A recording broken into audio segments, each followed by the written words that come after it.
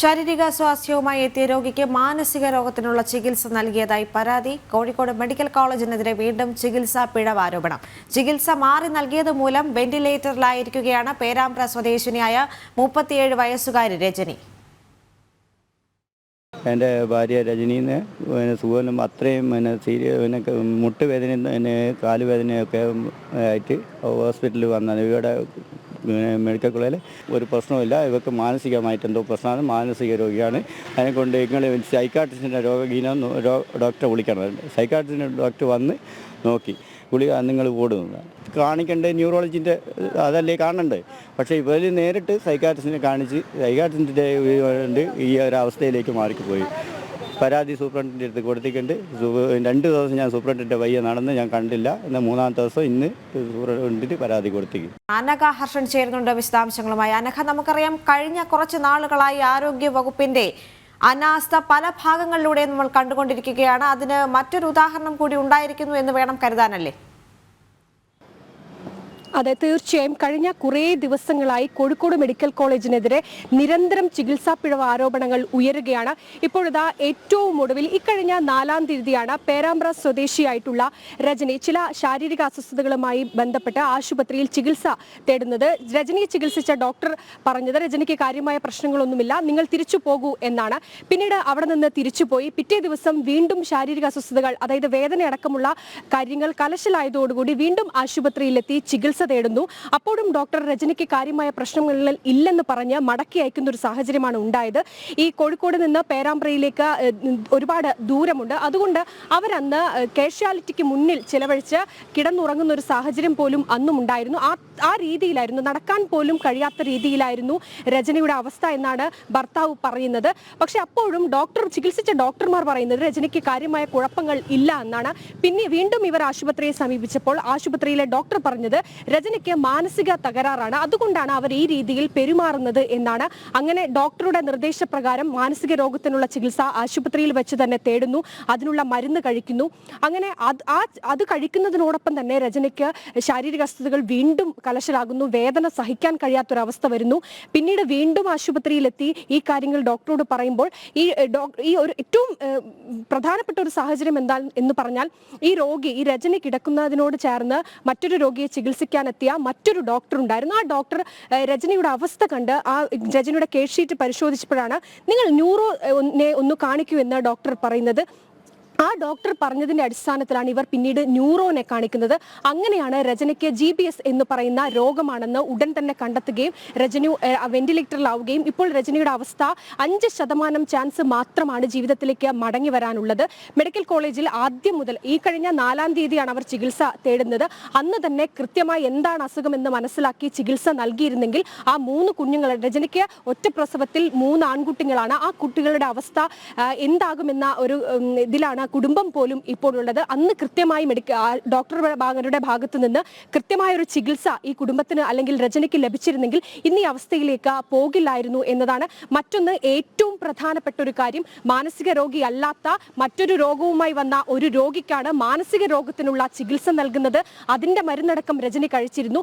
അതൊക്കെ കൊണ്ട് തന്നെയാണ് ഇപ്പോൾ ഉണ്ടായിരുന്ന ഈ GBS അസുഖം ഇത്ര മൂർധന്യാവസ്ഥയിലേക്ക് എത്തുന്ന ഒരു സാഹചര്യം ഉണ്ടായത്. ഇതുമായി ബന്ധപ്പെട്ട് ആശുപത്രി സൂപ്രണ്ടിന് പരാതി നൽകാനായി രജനിയുടെ ഭർത്താവ് ദിവസങ്ങളോളമാണ് നടന്നത്. അങ്ങനെ ഏറ്റവും ഒടുവിൽ ഇന്നലെയാണ് ആശുപത്രി സൂപ്രണ്ടിനെ കാണാൻ സാധിച്ചതും ഇതുമായി ബന്ധപ്പെട്ട് പരാതി നൽകാൻ കഴിഞ്ഞതും. എന്നാൽ പരാതി വാങ്ങി വെക്കുക മാത്രമാണ് ഈ ആശുപത്രി സൂപ്രണ്ട് ചെയ്തിരിക്കുന്നത്. മറ്റു നടപടികളോ മറ്റു കാര്യങ്ങളോ ഒന്നും തന്നെ ചെയ്തിട്ടില്ല. ഈ കുടുംബത്തിന്റെ ഇപ്പോഴത്തെ അവസ്ഥ ഏറെ പരിതാപകരമാണ്. കാരണം 3 കുഞ്ഞുങ്ങളുടെ ഒരു അമ്മയാണ് ആ ICUയിൽ വെന്റിലേറ്ററിൽ ജീവൻ മരണ പോരാട്ടത്തിൽ ഇരിക്കുന്നത്. സാമ്പത്തികമായി ഏറ്റവും നിർധനപ്പെട്ട ഒരു കുടുംബമാണ്, വാടക വീട്ടിലാണ് താമസിക്കുന്നത്. അതുകൊണ്ട് തന്നെയാണ് ഇവരെ ഈ നിലയിലേക്ക് എത്തിയത്. സ്വാഭാവികമായും മറ്റ് ആശുപത്രിയിൽ കാണിക്കാനുള്ളൊരു തുക അല്ലെങ്കിൽ പണം അവരുടെ പക്കൽ ഉണ്ടായിരുന്നെങ്കിൽ അവർ ആദ്യം തന്നെ 2 തവണ ആശുപത്രിയിൽ നിന്ന് ഡോക്ടർമാർ രജനിക്ക് അസുഖങ്ങൾ ഒന്നുമില്ലെന്ന് പറഞ്ഞ് മടക്കി അയച്ച സാഹചര്യത്തിൽ അവർ മറ്റ് ആശുപത്രിയിൽ അല്ലെങ്കിൽ മറ്റ് ഡോക്ടറെ കാണിച്ചിരുന്നെങ്കിൽ ഒരുപക്ഷെ രജനിക്ക് ജീവിതത്തിലേക്ക് മടങ്ങി വരാനുള്ള ഒരു സാഹചര്യം ഉണ്ടാവുമായിരുന്നു. ഇപ്പോൾ ഇതാ മെഡിക്കൽ കോളേജിലെ സംബന്ധിച്ച് ഏറ്റവും ഗുരുതരമായിട്ടുള്ള ചികിത്സാ പിഴവ് തന്നെയാണ് ഉണ്ടായിരിക്കുന്നത്. മറ്റു രോഗവുമായി എത്തിയ ഒരു രോഗിക്കാണ് മാനസിക രോഗത്തിനുള്ള ചികിത്സ നൽകിയിരിക്കുന്നത്. നമുക്കറിയാം ഇത് മെഡിക്കൽ കോളേജിനെ സംബന്ധിച്ച് ഒരൊറ്റപ്പെട്ട സംഭവമല്ല. കഴിഞ്ഞ കുറേ മാസങ്ങളായി നിരവധി സംഭവങ്ങൾ മെഡിക്കൽ കോളേജിൽ ഉണ്ടായിട്ടുണ്ട്. അപകടവുമായി എത്തിയ കോഴിക്കോട് സ്വദേശിക്ക് കൈ മാറി കമ്പിയിട്ട ഒരു സാഹചര്യവും ഉണ്ടായിരുന്നു. 4 വയസ്സുകാരിക്ക് ശസ്ത്രക്രിയ മാറി ചെയ്ത ഒരു സംഭവം ഉണ്ടായിരുന്നു. അങ്ങനെ കോഴിക്കോട് മെഡിക്കൽ കോളേജിനെതിരെ നിരന്തരം ഈ ചികിത്സാ പിഴവ് ആരോപണങ്ങൾ ഉയരുമ്പോഴും അധികൃതരുടെ ഭാഗത്തു നിന്ന് യാതൊരു നീക്കവും ഇതുമായി ബന്ധപ്പെട്ട് ഉണ്ടാകുന്നില്ല എന്നതാണ്. ഈ സംഭവവുമായി ബന്ധപ്പെട്ട് ആരോഗ്യമന്ത്രിയുമായി ബന്ധപ്പെട്ടിരുന്നു. അപ്പോൾ ഇത് പരിശോധിക്കാം എന്നാണ് ആരോഗ്യമന്ത്രി പറഞ്ഞിരിക്കുന്നത്. നിരന്തരം കോഴിക്കോട് മെഡിക്കൽ കോളേജിനുമായി ബന്ധപ്പെട്ട് ഇത്തരത്തിൽ ചികിത്സാ പിഴവ് ആരോപണങ്ങൾ ഉണ്ടാകുന്നുണ്ട് എന്ന ചോദ്യത്തിന് കൃത്യമായൊരു മറുപടി പോലും ആരോഗ്യമന്ത്രിയുടെ ഭാഗത്തു നിന്ന് ഉണ്ടായിട്ടില്ല. എല്ലാം പരിശോധിക്കാം എന്നൊരൊറ്റ വാക്കിൽ ഒതുക്കി തീർക്കുന്ന ഒരു സാഹചര്യമാണ് നമുക്ക് മനസ്സിലാക്കാൻ സാധിച്ചിരിക്കുന്നത്. ദിവസേന 3000-ലധികം രോഗികൾ എത്തുന്ന സാധാരണക്കാരന്റെ ഏറ്റവും വലിയ ഒരു ആശ്രയ കേന്ദ്രമാണ് മെഡിക്കൽ കോളേജ്. ആ മെഡിക്കൽ കോളേജിനെതിരെയാണ് ഇങ്ങനെ നിരന്തരം ചികിത്സാ പിഴവ് ആരോപണങ്ങളടക്കം ഉണ്ടാകുന്നത്. അനഘ, നമുക്കറിയാം മെഡിക്കൽ കോളേജ് അധികാരികൾ ഈ ഒരു വിഷയത്തിൽ പ്രതികരിക്കാൻ തയ്യാറായിട്ടുണ്ടോ? കാരണം ചെറിയ ഒരു പിഴവല്ല അവരുടെ ഭാഗത്തു നിന്നും ഉണ്ടായിരിക്കുന്നത്. കാരണം ദേഹാസ്വാസ്ഥ്യം ഉണ്ടായി എത്തിയ രോഗിയെ തികച്ചും വ്യത്യസ്തമായ ഒരു ഡിപ്പാർട്ട്മെന്റ് തന്നെയാണ് സൈക്യാട്രി എന്ന് പറയുന്നത്. അവിടേക്ക് റെഫർ ചെയ്യുക എന്ന് പറയുന്നത് എന്ത് അടിസ്ഥാനത്തിലായിരുന്നു എന്ന് അവർ പ്രതികരിച്ചിട്ടുണ്ടോ? ഈ ഡോക്ടർമാർ ഇവർ കാഷ്വാലിറ്റിയിലാണ് കാണിച്ചിരുന്നത്. അപ്പോൾ ഓരോ ദിവസവും ചികിത്സയ്ക്കെത്തുമ്പോൾ മറ്റ് പല ഡോക്ടർമാരാണ് ഉണ്ടാകുന്നത്. സ്ഥിരമായിട്ടൊരു ഡോക്ടറെ ആയിരുന്നില്ല കാണിച്ചിരുന്നത്. കാഷ്വാലിറ്റിയിൽ എത്തുന്ന സമയത്ത് അങ്ങനെയാണ് ഉണ്ടാവാറ്. അങ്ങനെ ഈ രോഗി ശാരീരിക വേദന സഹിക്കാൻ കഴിയാത്തത് കൊണ്ട് വലിയ ശബ്ദമുണ്ടാക്കുകയും അത്തരത്തിൽ അക്രമാസക്തി ആയിരുന്നു. പക്ഷേ അത് ഡോക്ടർമാർ മനസ്സിലാക്കിയത് ഇവർക്ക് മാനസിക രോഗം ആണ് എന്നതാണ്. അങ്ങനെ ഒരിക്കലും ഒരു മെഡിക്കൽ സംഘത്തിന്റെ അല്ലെങ്കിൽ ഒരു ഡോക്ടറുടെ ഭാഗത്തുനിന്ന് അങ്ങനെ ഒരു അനുമാനം ഉണ്ടാകാൻ പാടുള്ളതല്ല. പക്ഷേ ഈ കേസിൽ അങ്ങനെ ഒരു അനുമാനമാണ് ഉണ്ടായിരിക്കുന്നത്. ഇതിൽ ഏറ്റവും പ്രധാനപ്പെട്ട കാര്യം, ഇങ്ങനെ ഗുരുതരമായ ഒരു സംഭവം, അതും മെഡിക്കൽ കോളേജിൽ ചികിത്സ മാറി നൽകിയതിന്റെ പേരിൽ ഒരു രോഗി വെന്റിലേറ്ററിൽ ഇപ്പോഴും തുടരുകയാണ്. ഇതുമായി ബന്ധപ്പെട്ട് ആശുപത്രി സൂപ്രണ്ടിനെ കാണാൻ വേണ്ടി ആ രോഗി രജനിയുടെ ഭർത്താവ് നിരന്തരം ആശുപത്രി വരാന്തരയിലൂടെ നടക്കുന്നൊരു കാഴ്ച പോലും നമ്മൾ കണ്ടിട്ടുണ്ട്. അപ്പോഴും ആശുപത്രി സൂപ്രണ്ടുമായി ബന്ധപ്പെടാൻ അവർക്ക് കഴിഞ്ഞിരുന്നില്ല. ഏറ്റവും ഒടുവിൽ സംഭവം നടന്ന് ദിവസങ്ങൾ കഴിഞ്ഞിട്ട് ഏറ്റവും ഒടുവിൽ ഇന്നലെ മാത്രമാണ് ഇവർക്ക് ആശുപത്രി സൂപ്രണ്ടിനെ കാണാനും ഇതുമായി ബന്ധപ്പെട്ട് ഒരു പരാതി നൽകാനും സാധിച്ചിട്ടുള്ളത്. ഈ പരാതി നൽകിയ സമയത്ത് ഇതിന്റെ ഒരു ഗൗരവം പോലും കണക്കിലെടുക്കാതെ അതൊരു കടലാസിൽ വാങ്ങി മേശപ്പുറത്ത് വെക്കുന്ന ഒരു അതിലാഘവത്തോടെയുള്ള ഒരു നടപടി മാത്രമാണ് ആശുപത്രി സൂപ്രണ്ടിന്റെ ഭാഗത്തു നിന്ന് പോലും ഈ ഒരു സംഭവവുമായി ബന്ധപ്പെട്ട് ഉണ്ടായിട്ടുള്ളത്. അനഘ, ഈ ഒരു സംഭവം നടന്ന ഇത്രയും മണിക്കൂറുകൾ പിന്നിട്ടെങ്കിൽ പോലും ആരോഗ്യവകുപ്പിന്റെ ഭാഗത്ത് നിന്നുണ്ടായ നടപടി അത് വളരെ ഗുരുതരമായൊരു വീഴ്ച തന്നെയല്ലേ ഉണ്ടായിരിക്കുന്നത്? കാരണം ഈ ഒരു വിഷയം പരിശോധിക്കാം എന്ന് പറഞ്ഞു പോയതല്ലാതെ മന്ത്രിയുടെ ഭാഗത്ത് നിന്ന് എന്ത് നടപടിയാണ് ഇതിൽ ഉണ്ടായിരിക്കുന്നത്? നമ്മൾ ഇന്ന് രാവിലെയാണ് ഇതുമായി ബന്ധപ്പെട്ട് ആരോഗ്യമന്ത്രിയുമായി ബന്ധപ്പെട്ടിരിക്കുന്നത്. ആ സമയത്ത് ഈ കാര്യം പരിശോധിക്കാം, ആശുപത്രിയിൽ വിളിച്ച് സംസാരിക്കട്ടെ, എന്താണ് നടന്നതെന്ന് അന്വേഷിക്കട്ടെ, ഈ കാര്യങ്ങൾ മാത്രമാണ് നമ്മോട് സംസാരിച്ചത്. വിഷയത്തിന്റെ ഒരു ഗൗരവം അത് കൃത്യമായി നമ്മൾ ബോധ്യപ്പെടുത്തിയതാണ്. എന്നിട്ട് പോലും അവരുടെ ഭാഗത്തു നിന്ന് കൃത്യമായൊരു ഇടപെടൽ ഉണ്ടാകുന്നില്ല എന്നാണ് നമുക്ക് മനസ്സിലാക്കാൻ സാധിച്ചത്. അങ്ങനെ ഈ മെഡിക്കൽ കോളേജിനെ സംബന്ധിച്ച് ഇതൊരൊറ്റപ്പെട്ട സംഭവമല്ല. ഇതിന് കുറച്ച് ദിവസങ്ങൾക്ക് മുമ്പാണ് വലത് കൈയിൽ കമ്പിയിടേണ്ട ഒരു ചെറുപ്പക്കാരന് അതിനു പകരം മറ്റ് ഇടത് കൈയിൽ കമ്പിയിടുന്ന ആ രീതിയിലുള്ള ഒരു സാഹചര്യം, ചികിത്സാ പിഴവ് പോലും ആശുപത്രിയുടെ ഭാഗത്ത് നിന്ന് ഉണ്ടായിട്ടുണ്ട്.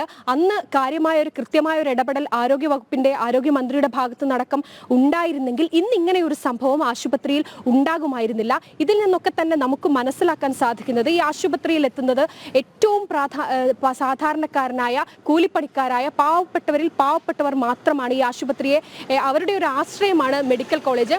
അവരെ സംബന്ധിച്ച് അവർക്കാണ് ഇത്തരത്തിൽ ചികിത്സാ പിഴവ്, ഈ കാര്യങ്ങളൊക്കെ തന്നെ അവർക്കാണ് ഇത് നേരിടേണ്ടി വരുന്നത്. ഒന്ന് ആലോചിച്ച് നോക്കൂ, ഈ പേരാമ്പ്ര സ്വദേശിയായിട്ടുള്ള അതീവ എഴുന്നേറ്റ് നടക്കാൻ പോലും കഴിയാത്ത രജനി ആ കാഷ്വാലിറ്റിക്ക് മുന്നിൽ ഒരു ദിവസം മുഴുവൻ അവിടെ ചിലവഴിക്കുന്ന ഒരു സംഭവം പോലും ഉണ്ടായിട്ടുണ്ട്. അപ്പോഴും രജനിക്ക് കൃത്യമായൊരു ചികിത്സ ആശുപത്രിയുടെ ഭാഗത്ത് നിന്ന് ഉണ്ടായില്ല. ഒടുവിൽ ആ കാഷ്വാലിറ്റിക്ക് മുന്നിൽ വെച്ച് രജനി ബോധം കെട്ട് വീഴുന്നൊരു സാഹചര്യവും ഉണ്ടായിരുന്നു. പിന്നീട് ആ സമയത്തുണ്ടായിരുന്ന ആളുകളൊക്കെ എത്തി രജനിക്ക് ചികിത്സ നൽകി. പിന്നീട് അവരോട് തിരിച്ച് വീട്ടിലേക്ക് മടങ്ങാനാണ് അന്നും ആശുപത്രിയിലെ ഡോക്ടർ പറഞ്ഞിരുന്നത്. അങ്ങനെ കൃത്യമായൊരു നിരന്തരം സാധാരണക്കാരനാണ് അവന് ആശുപത്രിയിൽ എത്തുന്ന സാധാരണക്കാരന് അനുഭവിക്കേണ്ടി വരുന്നത് തികഞ്ഞ ചികിത്സ പിഴവാണ്, അനാസ്ഥയാണ്. അത് ചൂണ്ടിക്കാണിക്കുമ്പോൾ അധികൃതരുടെ ഭാഗത്തു നിന്ന് കാര്യമായൊരു ഇടപെടൽ ഉണ്ടാകുന്നില്ല, കൈമലർത്തുന്ന ഒരു സാഹചര്യമാണ് ഉണ്ടായിരിക്കുന്നത്.